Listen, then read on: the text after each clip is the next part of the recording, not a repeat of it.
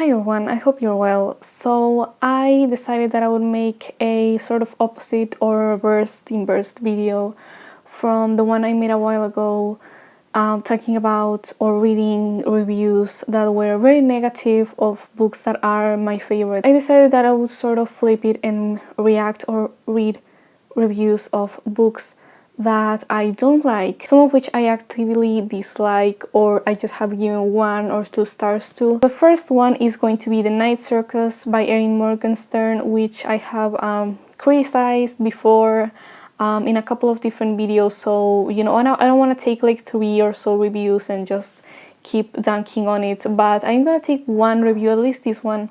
This is the top review, the most liked review among the 5-star ones. And of course it is someone who really likes this book. It says, if I could trade places with anyone in the world, it would be with someone experiencing this book for the first time. Then there's a little bit more, and then they go on to say, there is some kind of magic feeling about this book that I can't explain with words. It was like sharing a 400 pages moment that meant nothing but the closing of space and left nothing but a memory you're not even sure wasn't a dream. This is the kind of book you remember when you close your eyes and bathe in the moment of a sunset. The spiritual equivalent of waking up to someone stroking your face with a petal. Well, the novel is about magic, so I guess maybe this person is referring to the writing style. And I think it's almost like that paragraph is also emulating that writing style of the novel to some degree. I personally don't like the writing style at all in this novel. I get that everything in the story is like elegant and beautiful and mysterious, but it just... I guess I can appreciate a flowery style if it doesn't get in the way of the story. I realize I said flower as in baking flour, but you know, flowery style. But also descriptions are too static. I mean, there's not a lot of descriptions that involve gestures, movements, things that really tell you about people's, you know, personality and their, you know, things that could be interesting, I think. And we know a lot about those places, but we don't really know much about how those places affect the people in them, how they relate to those spaces, how those spaces are sort of a part of their history and stuff like that. It's just kind of like the places are one thing and the people are another. Like they don't, almost like they're barely interacting. All that we really know is that the circus is magical and it looks like this and people dress like this. I mean, I don't really mind if you tell me how people dress, but I also don't really care either way. I think this also goes into one of those things that I talked about when I said that it's, when I was talking about things that make your writing look like you're a beginner or you're an amateur. I guess you're a beginner. When your writing is very visual, because it makes it seem as if you're just expecting, you're just see literature as a sort of stepping stone to having a movie, and what you really want is to make a movie, but you decide that a book is sort of like the middle, the sort of what is it, a compromise, you know? You can make a book yourself, you can't direct an entire you know, movie without any help. So a book is something that a lot of people might go to and use it as a sort of equivalent. I myself have also tried this thing of like describing the people and the way they dress and all these things, or the way they look overall, if I think they look kind of interesting. But some things just come off a little too, I don't know, deliberate or too obvious when you write them down, as opposed to just showing them outright. Visually, I mean, in another medium. A costume for a character, you know, if you were to write a story about a superhero or something, someone who dresses in a certain way, you know, superheroes are often made to dress with a specific costume and all that. I think if you were to describe the costume in writing, I mean, I guess it could be interesting, you could make it in an interesting way, but it still wouldn't have the same impact and it still wouldn't be as significant and important as it would be in a medium that is meant to present that just straight up to you. And more likely, I think the description of the costume would make it seem more like it was meant to be a guide for a movie as opposed to being part of the actual story. Sometimes it just seems like the writer is trying to convince you that a specific character has certain traits because they dress a specific way. Like, for example, if a character is said to wear leather jackets and, I don't know, black trench coats or something like that, it's like, oh, that's supposed to be the cool, mysterious character, you know? As opposed to, you know, having a character act a way that is mysterious or whatever. I think sometimes those visual things, those descriptions are kind of used as a shortcut to give you an idea of who the character is supposed to be without having to actually show them being a certain way. And I think that kind of shows in this case, in this story, because in the Night Circus, because a lot of the characters have basically no personality, but you have pretty good idea of what they look like and how they dress and what makes them interesting and mysterious, visually speaking, but that's pretty much it. They also go on to say that there were just so many twists and turns that your grip on reality and emotions leave you. I have no idea what twists and turns they're talking about. I only read half the book, but halfway through there was nothing had happened. There had been some exposition, some kind of lukewarm conversations, basically no conflict. Nothing interesting had happened. The novel just kept telling you that something was going to happen, something's going to happen, this duel or whatever. But, I just got tired of it, and that's kind of why I DNF'd it at 50%. And I guess maybe some of the twists, or really almost all of them, if not all of them, were in the second half of the book. But even then, if by halfway through the novel there is nothing happening, no action, no conflict, you probably should restructure the novel a little bit. You cannot rely on just a flowery writing style, in my opinion.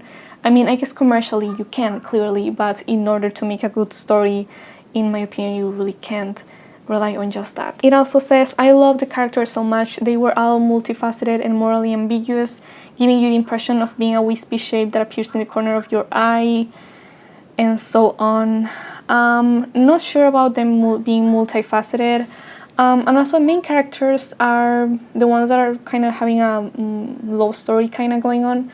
I don't see the morally gray aspect of them. They were kind of bland, I would say. They were very clearly meant for the good side.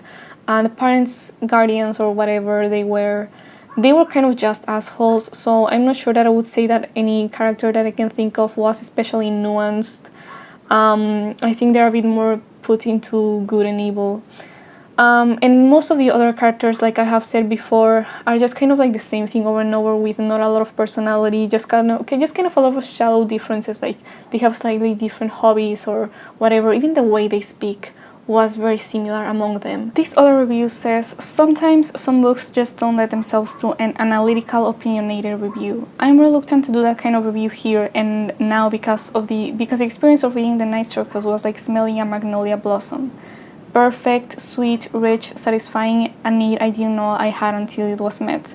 But to examine it, to handle it even gently, risks that somehow the magical, smooth, gorgeously textured vessel and such. And yeah, I guess that makes sense considering that there's basically nothing going on in the story, at least again halfway through.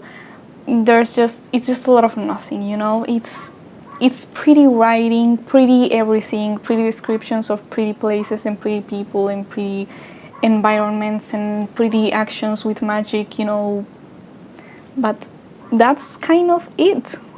Obviously, a lot of this just depends on what you were looking for and I guess what you're expecting from this story, but I was starting to read this knowing that it was a fantasy book and that it was somewhat of a love story, and I was fine with that. I was also fine with there not being a real duel or things that people implied or said in reviews of this book, and I was fine with that too, but I did want some conflict and some tension to be there, and it seemed that there was just nothing. Second one is Fahrenheit 451.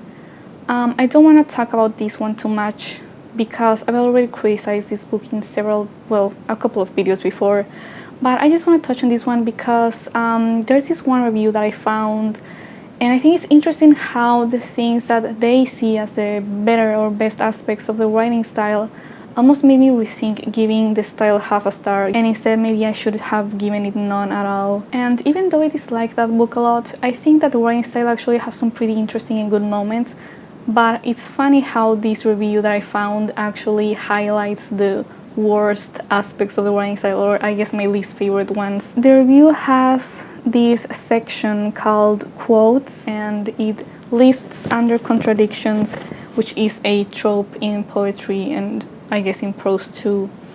Quite a lot actually of contradictions used in the text. It says, the trees overhead made a great sound of letting down their dry rain. They walked in the warm, cool, blowing night. He felt his body divide itself into a hotness and a coldness, a softness and hardness, trembling and a not trembling. He was moving from an unreality that was frightening into a reality that was unreal because it was new. And the mechanical hound slept but did not sleep, lived but did not live. I mean, what is this, Katy Perry hot and cold? How did I not notice those cliches when I read it the last time?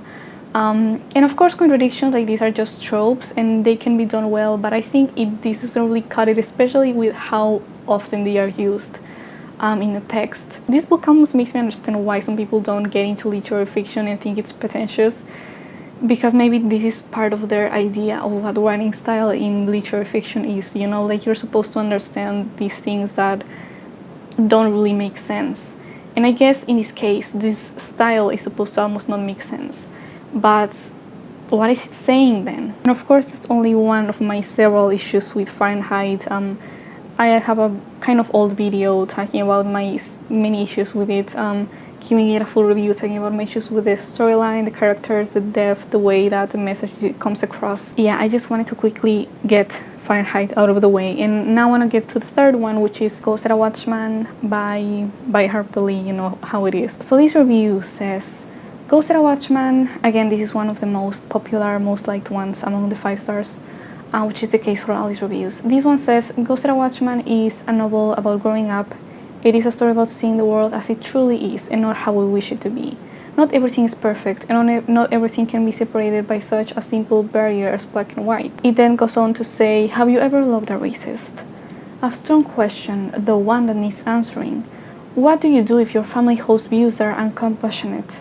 What do you do if they meet and discuss with renowned racists that call themselves your neighbors? You love them more, that's right. You try to show them the error of their ways and you try to teach them that they are in fact wrong. Those people don't want to be taught that they're wrong. They're not open to it for the most part. They want to be loudly wrong and go unchallenged by anyone. You'll probably notice that people who hold these bigoted views, oftentimes they are completely in denial about facts, and they will not cease to be, for the most part, just because someone who loves them tells them you're wrong. You cannot love them into not being racist anymore. And the thing is, I'm not upset that Atticus was made to be a racist. I mean, it's a bit disappointing for the character, of course, but it doesn't inherently make the book bad. The review says, Ghost at a Watchman is a fantastic book, and in many ways it does transcend the naivety of To Kill a Mockingbird. However, I don't think it should be read unless you have already read Mockingbird. The books speak to each other as age does to youth and should be read together. I think Ghost at a Watchman is equally naive though, if not more. It proposes that we can just make up with someone if we just love them enough, even if they can fully get behind the idea that black people are humans and also part of society. I also remember it having this really strange implication that if Scout doesn't accept her father for who he was, as if he was inherently a racist and not being racist would change his nature or something like that. As if that would make her intolerant, you know, because, oh, you're the really intolerant if you are not okay with your father being racist. You should be okay with it.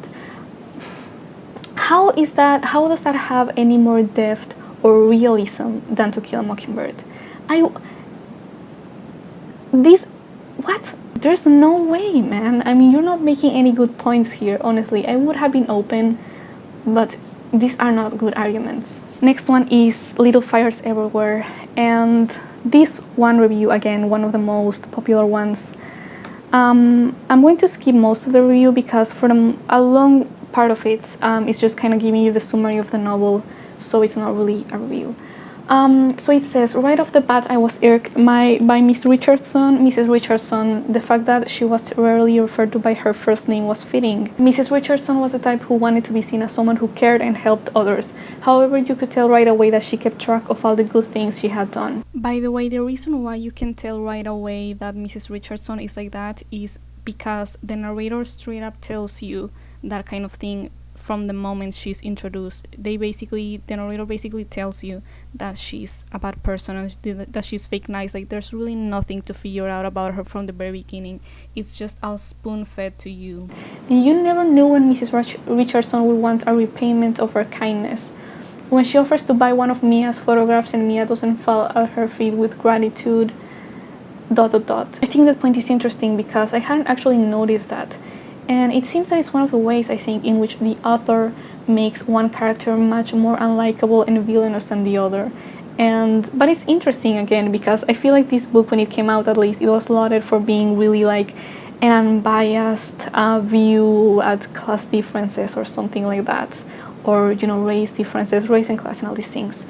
And I think it's very obvious that it's very obvious who you were supposed to root for from the beginning. The author, the narrator, was doing all these things to make you like one character more and have the other be more annoying and more unlikable and less relatable. The review then goes on to say, there was a lot going on in the Little Fires Everywhere, but I found it easy to keep up. I will say that it had a bit of a slow start, but I feel the author was just setting the stage for all that was to come.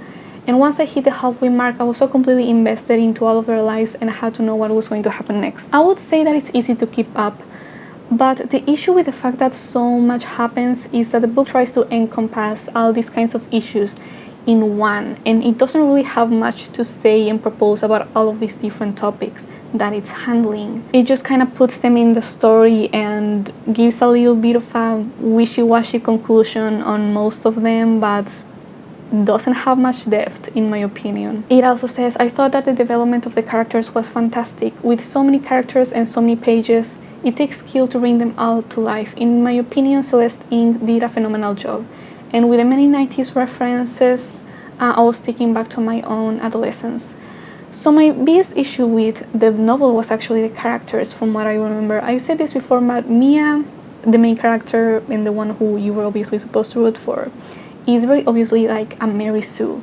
And the book is very black and white, not a lot of nuance, which would be fine even if not ideal for something like a romance or YA or something like that. But given that this is literary fiction, it makes it read more like a soap opera. The last one that I want to talk about is The Only Good Indians by Stephen Graham Jones. This one, which I think this is actually the most popular review, that is 5 stars again, says, The Only Good Indians is a masterpiece, intimate, devastating, brutal, terrifying, yet warm and heartbreaking in the best way. Stephen Graham Jones has written a horror novel about injustice and ultimately about hope. Not a false sentimental hope, but the real one, the one that some of us survive and keeps the rest of us going, and it gives me hope that this book exists. Interesting. I actually do understand where he's coming from, because the book does have sort of a hopeful ending. I would say it's actually pretty optimistic. But everything else about the book, which is about 350 pages or maybe 400 or something like that, maybe just 300, I don't really remember, but most of the book is huge. Has huge flaws, and if you're wondering what flaws I'm referring to, I have a full review where I go into all my issues with the book. Yeah, I guess I do understand where he's coming from. It does have some degree of emotional impact on you as a reader, but honestly, by the time that all the more hard, what would you call it, the more hard twisting things in the story had happened, I was already noticing all these patterns and all these problems in the story that I didn't like, that I just wasn't really, it was kind of impossible for me to really like the ending or anything like that. So this other review, also one of the most liked ones among the 5 stars, says, I am a huge horror movie fan, and Jones has written a novel that managed to give me a horror movie experience. I was often engrossed, sometimes repulsed, and steadily anxious with anticipation. Numerous times I thought I knew where the plot was going and then would be hit with a huge, oh, never mind. That is true, actually, when it comes to the first third or so of the novel.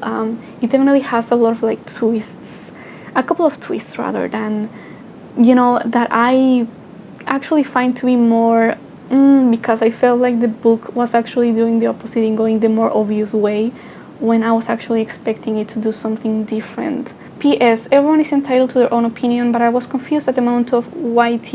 I initially thought it said YouTube reviewers, and I was like, oh my god. But it means white. Reviewers who said they couldn't connect to certain elements and it felt like they weren't the target audience, so they DNF'd this. And I kept wondering what they want from indigenous authors. This book doesn't isolate white readers by any means. I wouldn't hesitate recommending this to a non-indigenous person. I think that a lot of white reviewers have preconceptions of what indigenous authors authored books and their reading experience should be.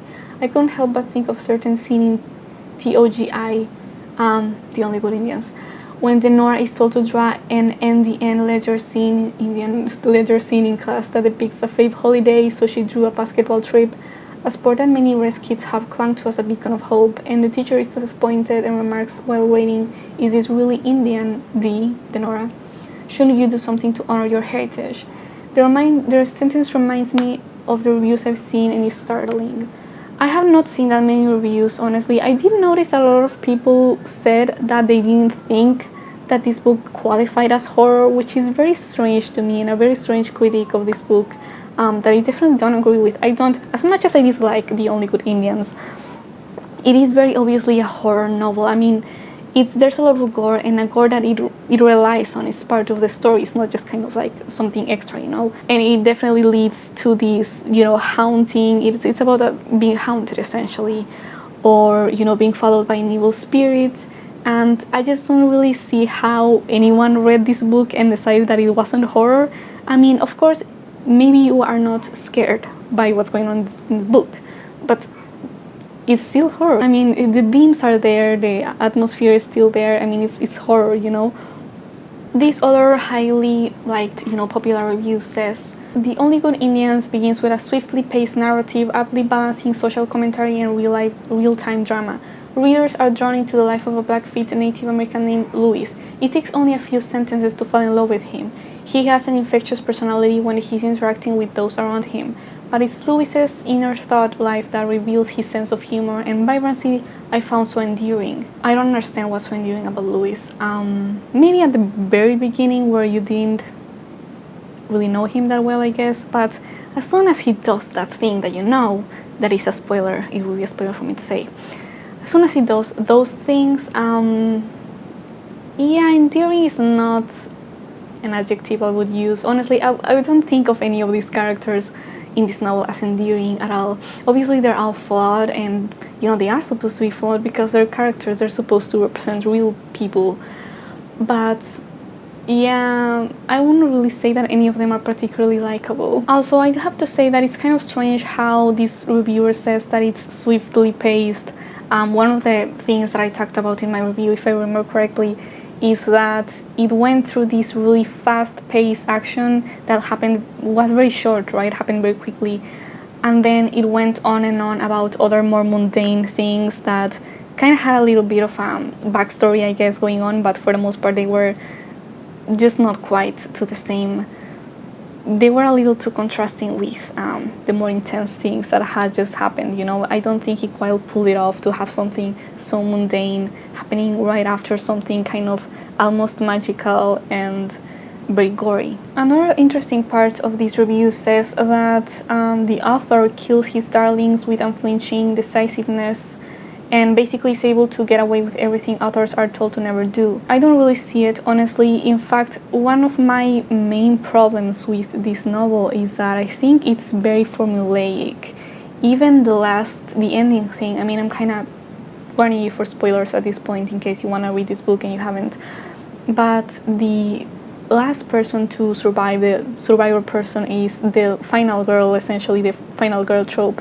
And I do think it's a bit different in a way that she wasn't the first character to be introduced, so the survivor wasn't technically one of the main characters, but I don't think he was risking much either way because she was made to be much more likable and much more innocent than the people who did die in the process. And also something that I have to mention is that the main characters were actually had much more, for the most part, had more off-screen deaths and less graphic deaths than the more minor characters who had more gory and graphic deaths and also happened to be women mostly.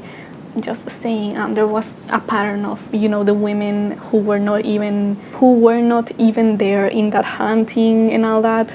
they were punished horribly for something they never did, which I guess is not that odd for horror, but of course I'm gonna feel some type of way about it. And they all had like these really weird and freak horror deaths, but the men were just kind of killed off screen, or they just kind of fucked off somewhere else to disappear and die or something. I mean, come on. So I think that this, in terms of storytelling, in terms of narration, doesn't really do that much to change the formula of the slasher or the revenge stories. In fact, I think that's kind of why I'm so mad at this book, because the first fifth or fourth or so of the story, it seemed more like it was trying to do something different. Like it was going to, like you didn't really know what was going on, you know, what was going to happen.